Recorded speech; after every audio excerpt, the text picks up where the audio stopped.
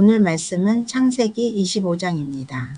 믿음의 조상 아브라함은 노년의 삶 속에서 후처 그두라를 통해 여러 자녀를 낳지만 하나님의 언약은 이삭에게 계승됩니다. 그는 살아있는 동안 자녀들을 따로 떠나보내고 모든 유산은 이삭에게 남깁니다. 그의 두 아들 이삭과 이스마엘은 함께 아버지를 장사하며 잠시나마 가족의 연결을 보여줍니다. 그러나 곧 하나님의 약속은 이삭의 가정으로 이어집니다. 오랜 기다림 끝에 아내 리브가는 쌍둥이를 잉태하고 그들 사이에는 태중부터 갈등이 시작됩니다. 하나님은 미리 말씀하시죠. 큰 자가 어린 자를 섬기리라. 에서와 야곱은 그렇게 태어나고 시간이 흘러 장자 에서는 사냥으로 지친 하루 저녁 단 한 그릇의 팥죽에 자신의 장자의 권리를 가볍게 넘기고 맙니다. 아브라함의 여정을 마무리하고 하나님의 약속이 다음 세대로 어떻게 이어지는지를 깊이 있게 보여줍니다. 1절 아브라함이 후처를 맞이하였으니 그의 이름은 그두라라.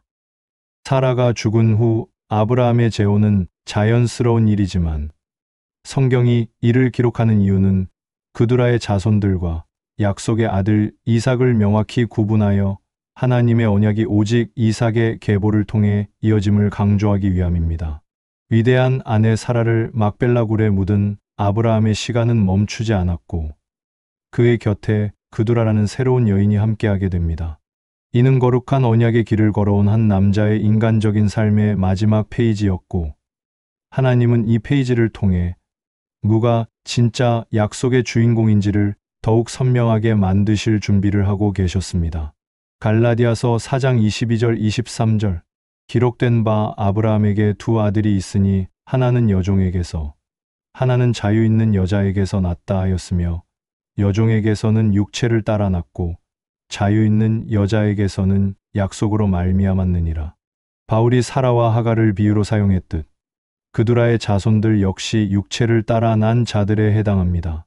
이는 오직 약속으로 말미암은 이삭의 특별한 지위를 더욱 부각시키는 역할을 합니다. 2절 그가 시므란과 욕산과 무단과 미디안과 이스박과 수아를 낳고 그두라를 통해 얻은 6 아들은 훗날 아라비아 반도에 정착한 여러 부족들의 조상이 됩니다.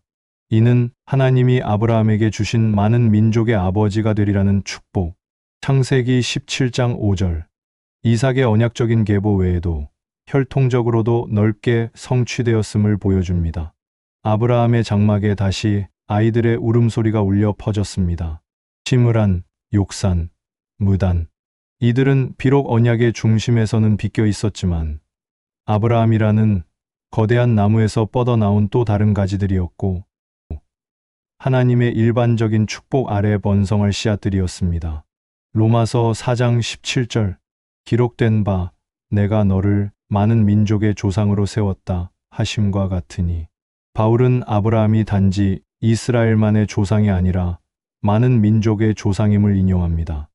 3절 욕사는 스바와 드단을 낳았으며 드단의 자손은 아수르 족속과 르두시 족속과 르움미 족속이며 그두라의 아들 중 하나인 욕산의 계보를 더 상세히 기술합니다.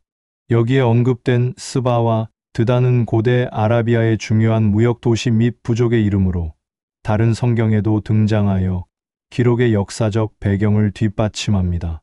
아브라함의 아들 욕산의 장막에서는 아들 스바와 드단이 태어났고 시간이 흘러 그들의 후손들은 여러 부족을 이루며 광야에 흩어져 살게 됩니다. 아브라함 자신은 알지 못했지만 그의 피는 약속의 땅을 넘어서 먼 곳까지 퍼져나가 역사의 한 부분을 이루고 있었습니다.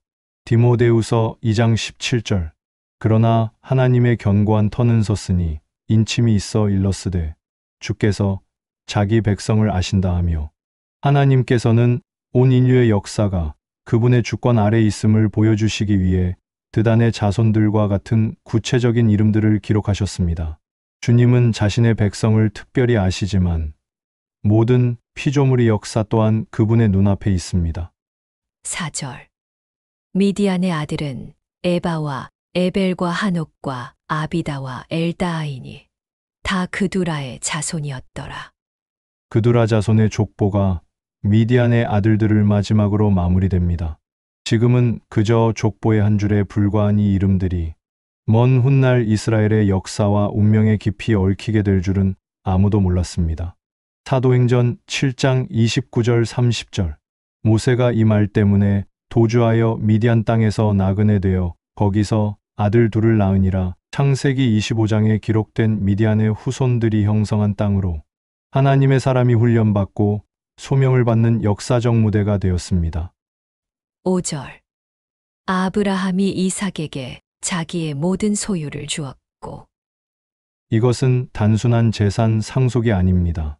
모든 소유는 가문의 리더십, 축복의 권리, 그리고 하나님의 언약에 대한 상속권을 포함하는 행위입니다.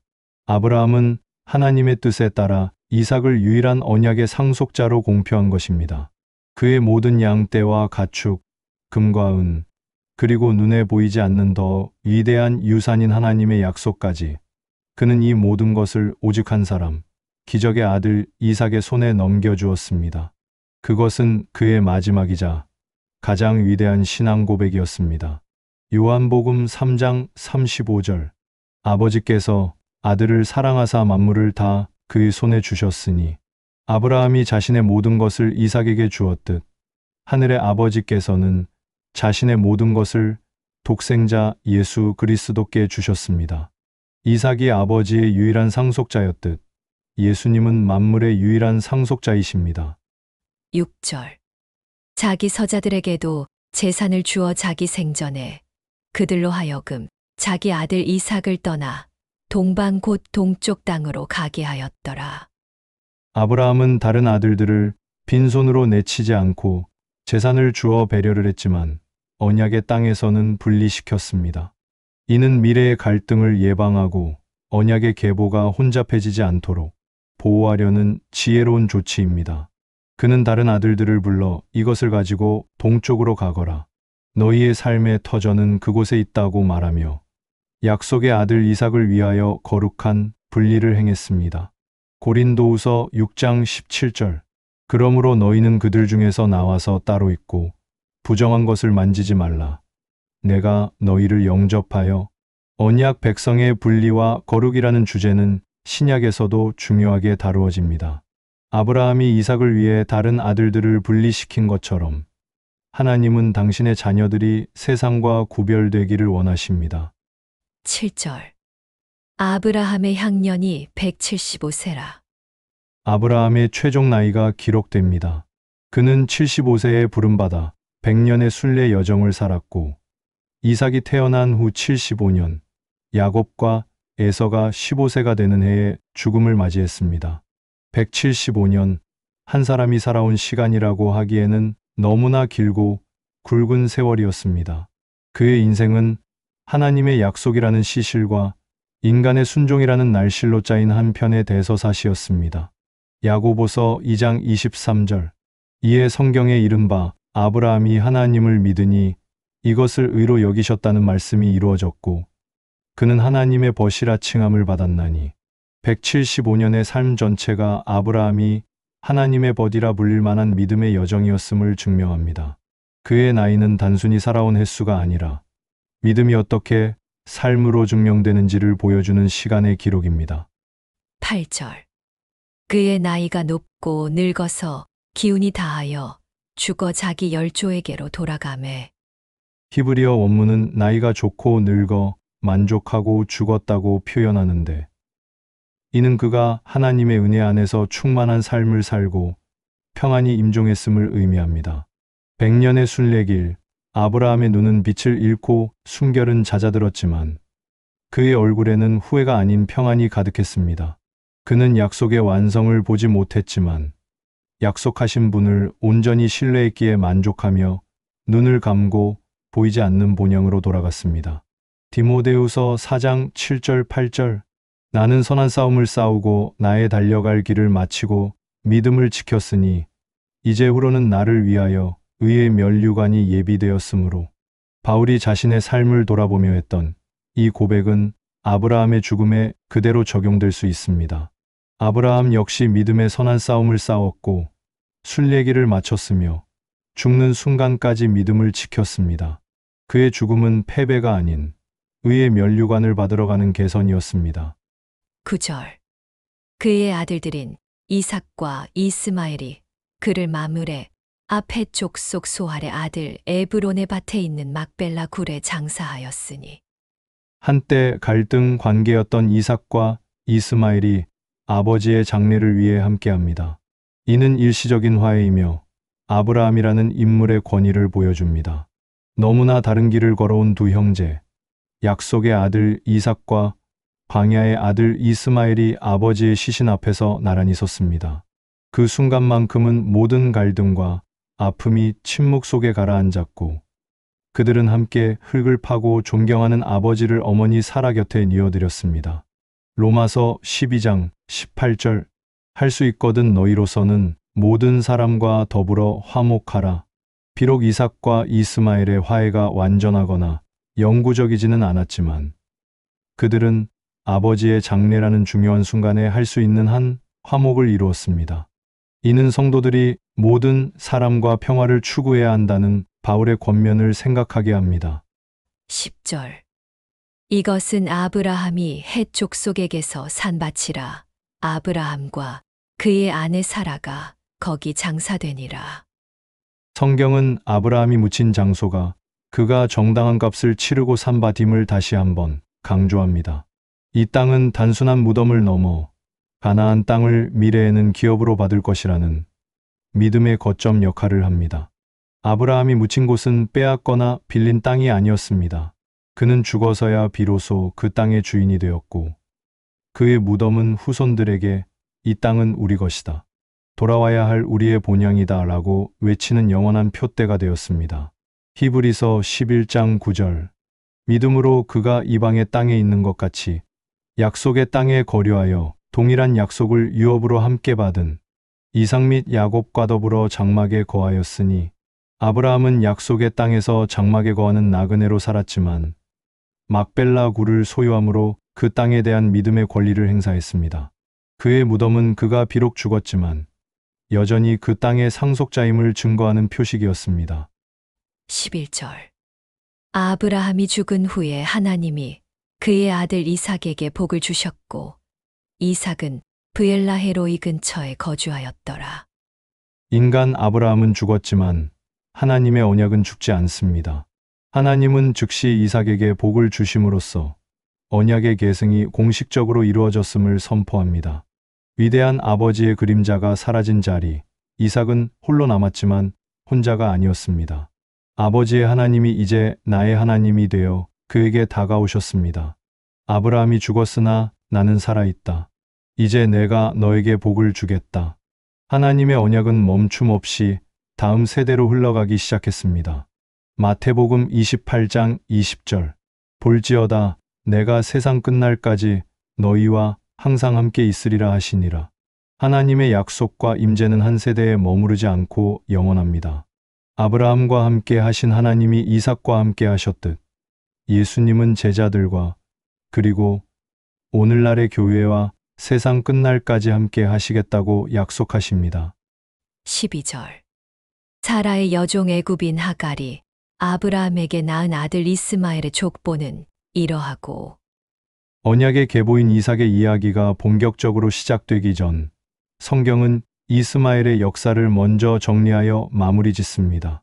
이는 이스마엘을 무시하거나 배제하는 것이 아니라 그 역시 아브라함의 혈통적 아들로서 하나님의 일반적인 축복 아래 큰 민족을 이루었음을 인정하고 존중하는 편집 방식입니다. 이스마엘은 어떻게 되었을까? 라는 독자들의 질문에 답하듯이 성경은 그의 삶 또한 하나님의 역사 속에서 한 부분을 차지하고 있었음을 보여주려는 것입니다. 로마서 9장 7절. 또한 아브라함의 씨가 다 그의 자녀가 아니라 오직 이삭으로부터 난 자라야 내 씨라 불리리라 하셨으니 바울은 이스마엘과 이삭의 관계를 통해 육신의 자녀와 약속의 자녀를 구분합니다. 창세기가 이스마엘의 족보를 따로 기록하는 것은 바울이 설명하는 이 신학적 구분을 명확하게 해주는 역사적 근거가 됩니다. 13절. 이스마엘의 아들들의 이름은 그 이름과 그 세대대로 이와 같으니라. 이스마엘의 장자는 느바요시요. 그 다음은 게달과 아브엘과 밉삼과 이스마엘의 12아들의 이름이 구체적으로 나열되기 시작합니다. 이 이름들은 대부분 고대 아라비아 반도의 부족이나 지명과 일치하여 역사적 신빙성을 더해줍니다. 이스마엘의 장막은 아들들로 가득 찼습니다. 느바옅, 게달, 아브엘, 12명의 아들들은 자라나 각기 다른 부족의 지도자가 되었습니다. 광야의 모래알처럼 수많은 후손들이 그들에게서 퍼져나갔습니다. 14절. 미스마와 두마와 마사와 이스마엘의 족보는 계속 이어집니다. 여기에 나열된 이름들은 하나님께서 쫓겨난 여종 하갈의 눈물을 기억하시고 그녀에게 하신 내시를 크게 번성케 하리라는 약속을 하나도 빠짐없이 지키셨음을 보여주는 증거입니다. 15절. 하닷과 데마와 여둘과 나비스와 게드만이 이스마엘의 12아들, 즉 훗날 아람 민족의 기원이 되는 12부족의 조상들의 이름이 모두 언급되며 그의 족보가 마무리됩니다. 16절. 이들은 이스마엘의 아들들이요. 그 촌과 부락대로 된 이름이며 그 족속대로는 12 지도자들이었더라. 이 구절은 창세기 17장 20절에서 하나님께서 아브라함에게 하신 약속, 곧 이스마엘이 12두령을 낳으리라는 말씀이 그대로 이루어졌음을 보여주는 따뜻한 요약입니다. 12아들은 12부족의 족장이 되었고 그들의 이름은 그들이 사는 마을과 성읍의 이름이 되었습니다. 하나님께서 하신 말씀이 역사 속에서 한치의 오차도 없이 그대로 이루어졌습니다. 고린도전서 1장 20절. 지혜 있는 자가 어디 있느냐? 선비가 어디 있느냐? 이 세대의 변론가가 어디 있느냐? 하나님께서 이 세상의 지혜를 미련하게 하신 것이 아니냐? 하나님의 말씀은 인간의 예측이나 계획과 상관없이 성취됩니다. 이스마엘에게 하신 약속의 성취는 하나님의 말씀의 확실성과 능력을 보여주며 그 앞에서 인간의 지혜나 계획은 아무것도 아님을 드러냅니다. 17절. 이스마엘은 향년이 137세의 기운이 다하여 죽어 자기 백성에게로 돌아갔고 이스마엘 역시 아버지 아브라함처럼 장수하고 평안한 죽음을 맞이했음을 보여줍니다. 그는 언약의 계승자는 아니었지만 하나님의 일반 은총 안에서 복된 삶을 살았습니다. 광야의 왕자 이스마엘의 삶도 끝을 맞이했습니다. 137년의 세월 동안 그는 수많은 자손들을 보았고 거대한 민족의 아버지가 되었습니다. 그의 마지막 순결 또한 평온했으며 그는 자신의 백성들의 애도 속에서 조용히 잠들었습니다. 로마서 2장 10절 11절. 선을 행하는 각 사람에게는 영광과 존귀와 평강이 있으리니 먼저는 유대인에게요. 그리고 헬라인에게라. 이는 하나님께서 외모로 사람을 취하지 아니하심이라. 비록 구원의 언약은 선택된 백성을 통해 흐르지만 하나님은 모든 사람을 공평하게 대하십니다. 이스마엘이 장수와 번성의 복을 누린 것은 하나님의 일반적인 선하심과 은총이 모든 인류에게 미치고 있음을 보여주는 한 예입니다. 18절. 그 자손들은 하윌라에서부터 아수르로 통하는 애굽 앞술까지 이르러 그 모든 형제의 맞은편에 거주하였더라. 이스마엘 후손들의 거주 지역이 명시되며 그들이 아라비아 북부의 넓은 지역을 차지했음을 보여줍니다. 그 모든 형제의 맞은편에 거주하였더라는 말씀은 창세기 16장 12절의 예언, 곧 그가 모든 형제와 대항하여 살리라는 말씀의 성취로 볼 수 있습니다. 이는 이스마엘의 자손들이 이삭의 후손인 이스라엘과 가까운 지역에 살면서도 독립적인 삶을 유지했고 때때로 긴장감 있는 관계 속에 있었다는 사실을 은근히 보여줍니다. 갈라디아서 4장 29절. 그러나 그때의 육체를 따라 난 자가 성령을 따라 난 자를 박해한 것 같이 이제도 그러하도다. 형제의 맞은편에 거주했다는 이 표현은 신약에서 바울이 설명하는 육에 속한 자와 영에 속한 자 사이의 영적 갈등과 긴장을 역사적 지리적으로 보여주는 배경이 됩니다. 이 긴장은 인류 역사 내내 계속될 영적 싸움의 한 단면입니다. 19절. 아브라함의 아들 이삭의 족보는 이러하니라. 아브라함이 이삭을 낳았고. 다른 족보들을 모두 정리한 후 성경은 다시 구속사의 중심으로 돌아옵니다. 아브라함이 이삭을 낳았다는 단순한 사실의 진술은 하나님의 모든 구원 계획이 바로 이 약속을 통한 출생에 달려 있음을 선포하는 강력한 신학적 선언입니다. 이제 모든 주변 인물들이 퇴장하고 무대의 조명은 단 한 사람, 이삭을 비춥니다. 이 한 문장 속에 100년의 기다림, 하나님의 기적, 그리고 온 인류를 향한 구원의 약속이 담겨 있습니다. 요한복음 1장 14절. 말씀이 육신이 되어 우리 가운데 거하심에 우리가 그의 영광을 보니 아버지의 독생자의 영광이요 은혜와 진리가 충만하더라. 아브라함이 이삭을 낳았다는 기적적인 출생이 구약 구속사의 중심축이듯 말씀이 육신이 되었다는 성육신 사건은 신구약 전체의 구속사의 정점이자 중심입니다. 20절. 이삭은 40세에 리브가를 맞이하여 아내를 삼았으니 미브가는 밧단 아람의 아람 족속 중 브두엘의 딸이요 아람 족속 중 라반의 누이였더라. 이삭은 가나안 여인이 아닌 아브라함의 지시에 따라 친족 중에서 아내를 맞이하여 언약 공동체의 순수성을 지키려는 신앙적 노력을 보여줍니다. 또한 훗날 야곱의 인생에 결정적 영향을 미칠 라반이 여기서 처음 소개됩니다. 이 결혼은 단순히 한 남자와 한 여자의 만남이 아니라 언약의 다음 페이지를 열기 위한 하나님의 섭리였으며 그녀의 오라비 라반의 이름이 훗날 펼쳐질 파란만장한 드라마를 조용히 예고하고 있습니다. 고린도후서 6장 14절. 너희는 믿지 않는 자와 멍에를 함께 매지 말라. 의와 불법이 어찌 함께하며 빛과 어둠이 어찌 사귀며. 이삭이 이방 여인이 아닌 친족 중에서 아내를 찾는 것은 신약의 성도들이 믿음 안에서 교제하고 가정을 이루어야 한다는 거룩한 구별의 원리를 예표합니다. 21절. 이삭이 그의 아내가 임신하지 못하므로 그를 위하여 여호와께 간구하매 여호와께서 그의 간구를 들으셨으므로 그의 아내 리브가가 임신하였더니 어머니 사라에 이어 리브가 역시 불임의 고통을 겪습니다. 이는 생명의 주권이 인간의 혈통이나 노력이 아닌 오직 하나님의 은혜와 능력에 달려 있음을 반복해서 가르칩니다. 약속의 아들 이삭. 그러나 그의 장막에는 20년간 아이가 없었습니다. 그러나 그는 하가를 취하는 실수를 반복하지 않고 조용히 무릎 꿇고 기도했으며 마침내 하늘의 문이 열렸습니다. 야고보서 5장 16절. 의인의 간구는 역사하는 힘이 큼이니라. 이삭의 기도는 언약을 성취시키는 하나님의 능력을 움직였습니다. 이는 어떤 상황에서도 낙심치 않고 기도할 때 하나님께서 역사하신다는 신약의 가르침과 정확히 일치합니다. 22절. 그 아들들이 그의 태 속에서 서로 싸우는지라. 그가 이르되 이럴 경우에는 내가 어찌할꼬 하고 가서 여호와께 묻자온대. 리브가는 태중의 고통을 단순히 육체적 현상으로 여기지 않고 영적인 의의를 묻기 위해 하나님께 나아갑니다. 개인의 고통을 영적인 질문으로 승화시키는 이 자세는 위대한 계시를 받는 통로가 됩니다.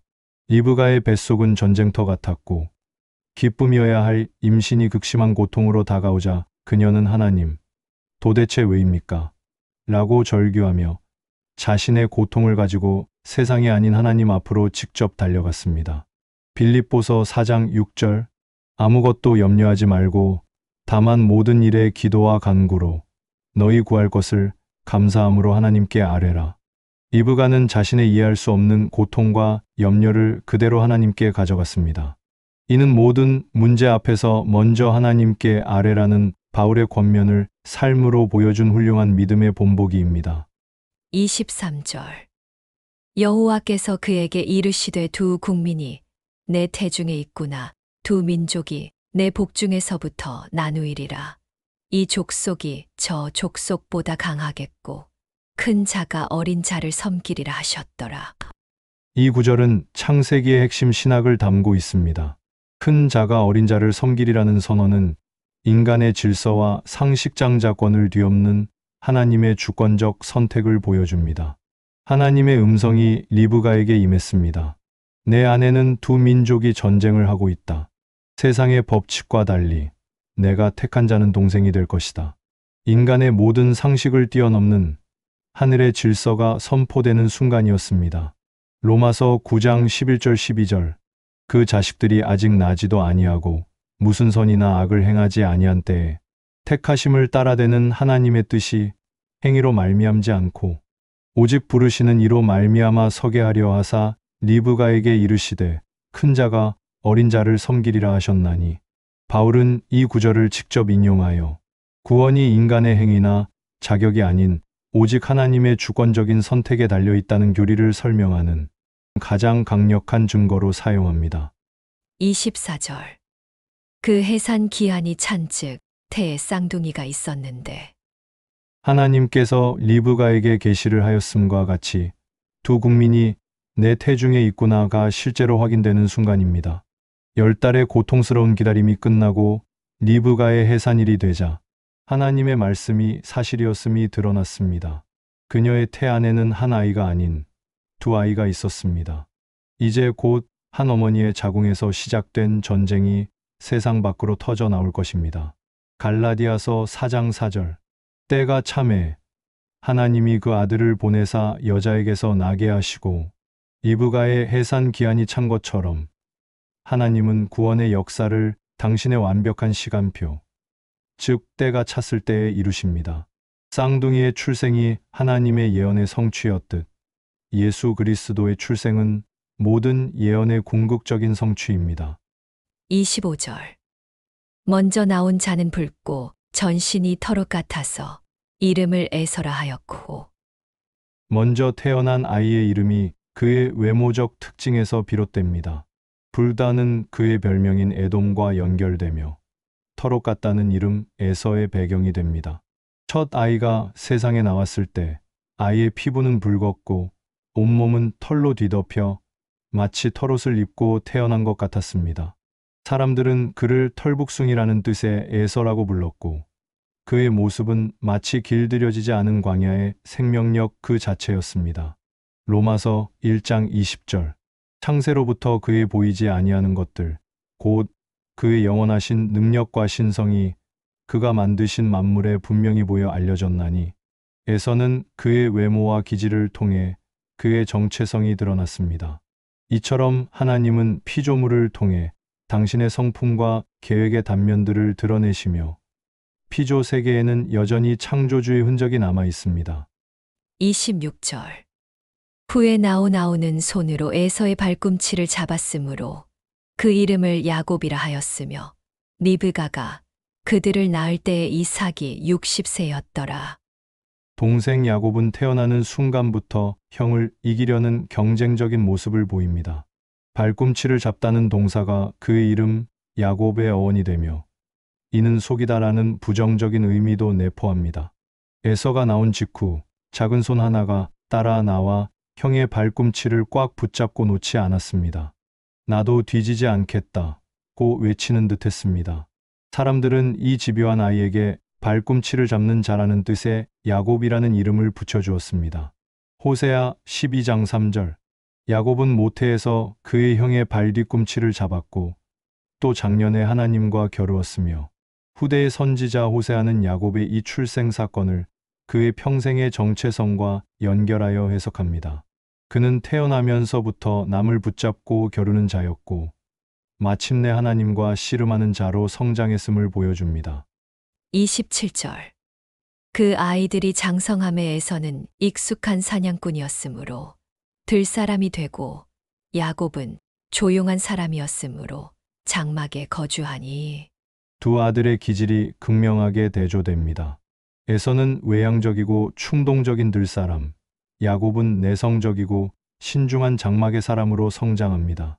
이 차이는 훗날 가치관의 차이로 이어져 결정적 갈등의 원인이 됩니다. 시간은 흘러 에서는 활을 메고 들로 산으로 뛰어다녔고 야곱은 조용히 장막에 머물며 양떼를 돌보고 생각을 키웠습니다.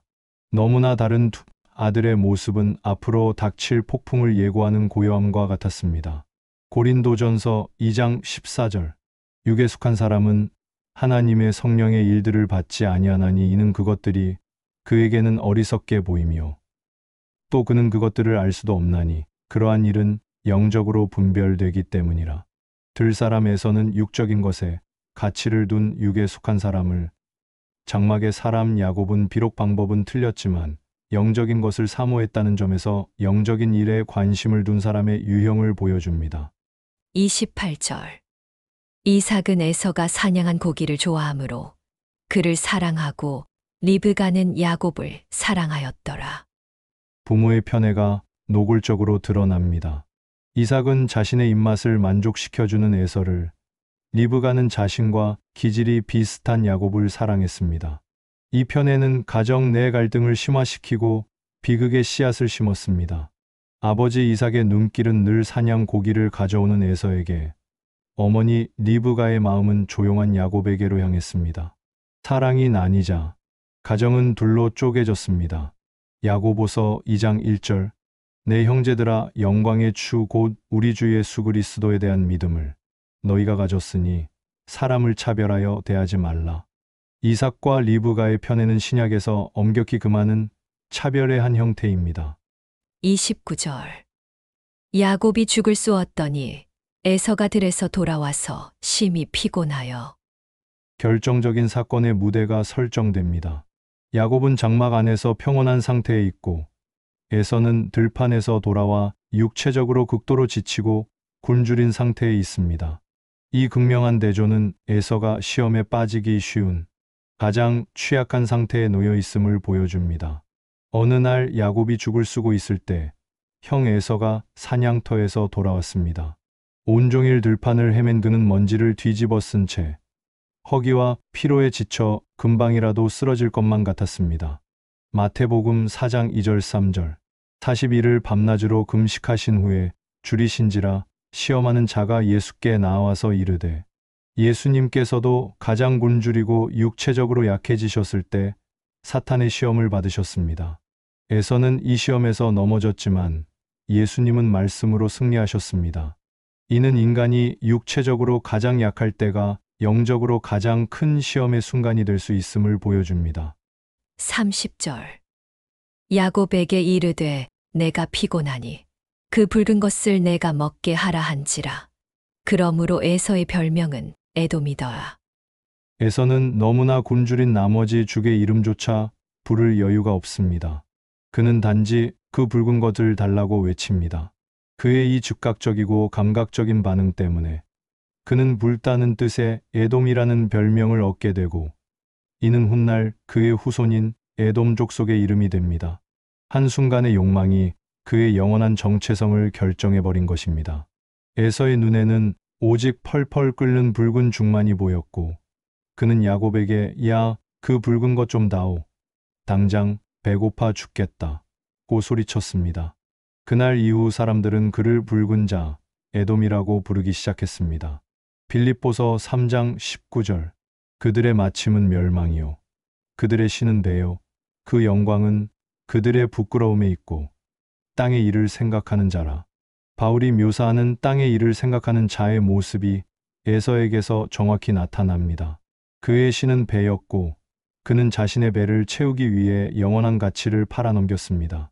이는 육신의 정욕을 따라 사는 삶의 비참한 결과를 보여줍니다. 31절. 야곱이 이르되 형의 장자의 명분을 오늘 내게 팔라. 야곱은 형의 약점을 이용하여 자신이 오랫동안 갈망해 온 장자권을 요구합니다. 그의 행동은 교활하지만 한편으로는 눈에 보이지 않는 영적 축복의 가치를 알아보고 그것을 얻기 위해 기회를 놓치지 않는 집요함을 보여줍니다. 그는 팥죽 그릇을 가로막으며 말했습니다. 형, 이 죽을 줄게. 대신 형이 가진 것 중 가장 귀한 것, 장자의 명분을 나에게 팔아. 그의 목소리는 차가웠지만 그 안에는 영적인 권위에 대한 뜨거운 갈망이 불타고 있었습니다. 마태복음 13장 44절.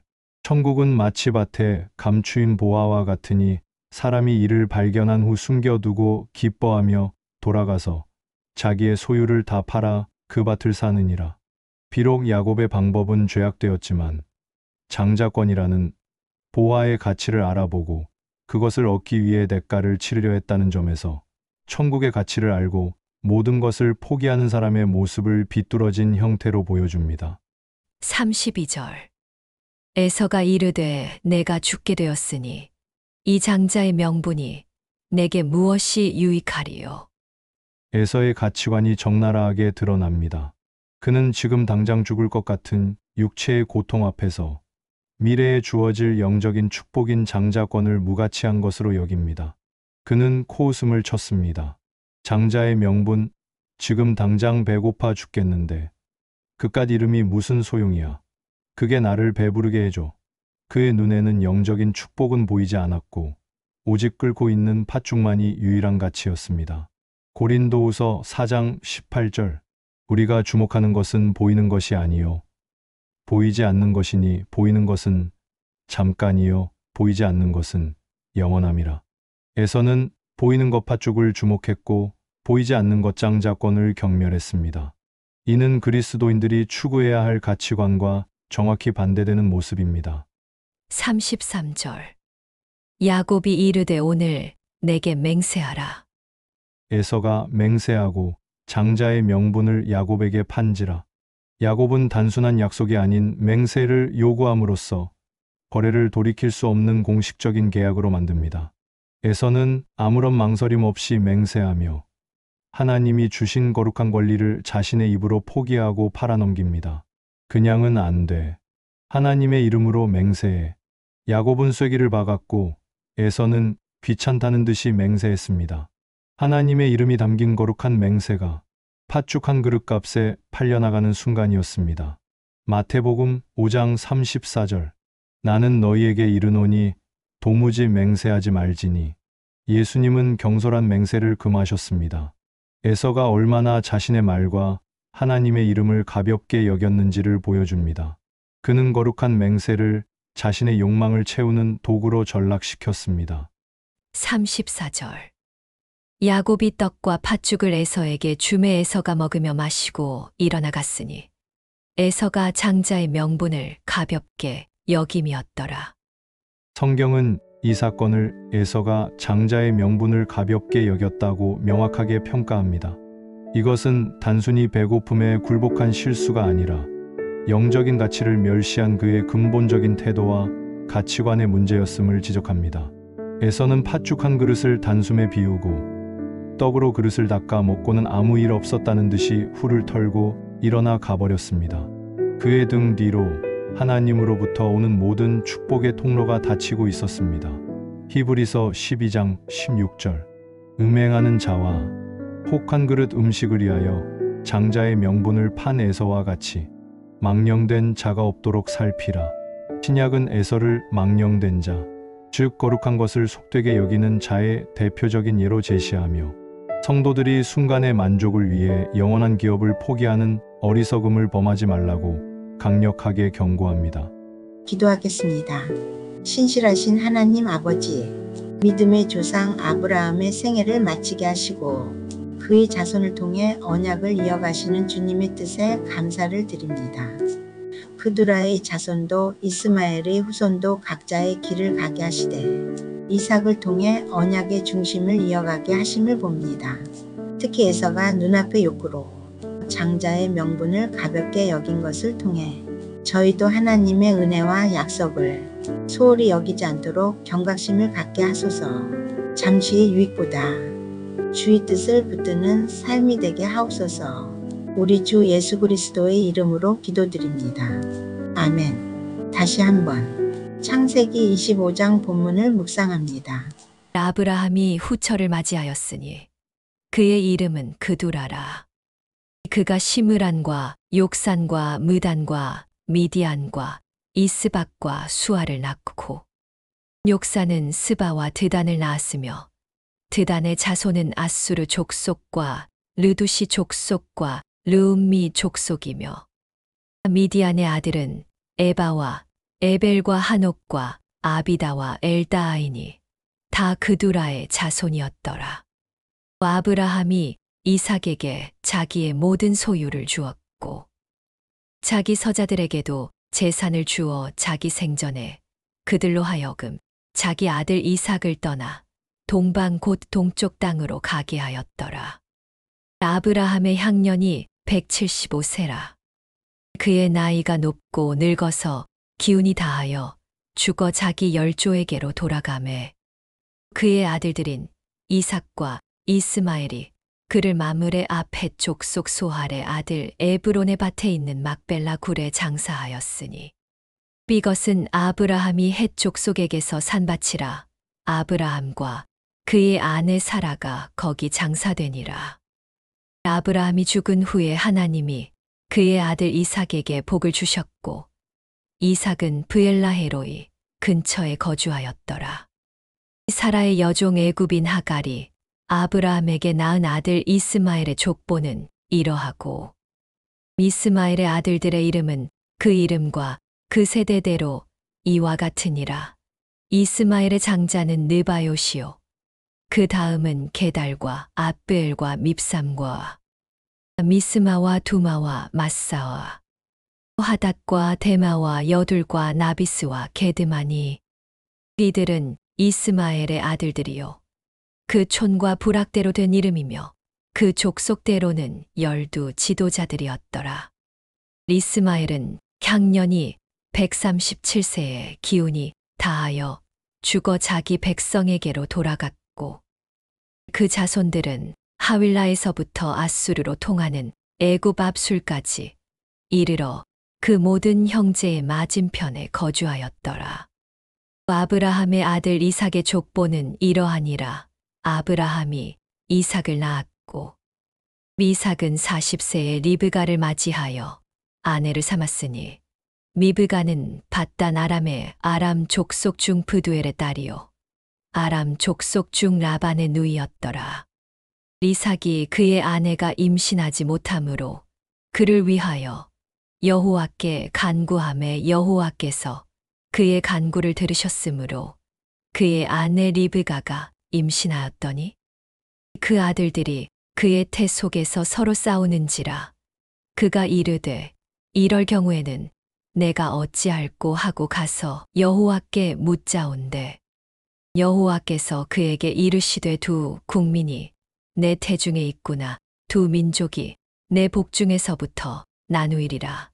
이 족속이 저 족속보다 강하겠고 큰 자가 어린 자를 섬기리라 하셨더라. 그 해산 기한이 찬즉태에 쌍둥이가 있었는데 먼저 나온 자는 붉고 전신이 털옷 같아서 이름을 에서라 하였고 후에 나오는 손으로 에서의 발꿈치를 잡았으므로 그 이름을 야곱이라 하였으며 미브가가 그들을 낳을 때에 이삭이 60세였더라. 그 아이들이 장성함에 에서는 익숙한 사냥꾼이었으므로 들사람이 되고 야곱은 조용한 사람이었으므로 장막에 거주하니 이삭은 에서가 사냥한 고기를 좋아하므로 그를 사랑하고 리브가는 야곱을 사랑하였더라. 야곱이 죽을 쏘았더니 에서가 들에서 돌아와서 심히 피곤하여 야곱에게 이르되 내가 피곤하니 그 붉은 것을 내가 먹게 하라 한지라. 그러므로 에서의 별명은 에돔이더라. 야곱이 이르되 형의 장자의 명분을 오늘 내게 팔라. 에서가 이르되 내가 죽게 되었으니 이 장자의 명분이 내게 무엇이 유익하리요. 야곱이 이르되 오늘 내게 맹세하라. 에서가 맹세하고 장자의 명분을 야곱에게 판지라. 야곱이 떡과 팥죽을 에서에게 주매 에서가 먹으며 마시고 일어나갔으니 에서가 장자의 명분을 가볍게 여김이었더라. 오늘의 말씀이 마음에 와닿으셨다면 구독과 좋아요, 알람 설정, 그리고 댓글로 함께해 주십시오. 여러분의 따뜻한 반응이 큰 힘이 됩니다. 감사합니다.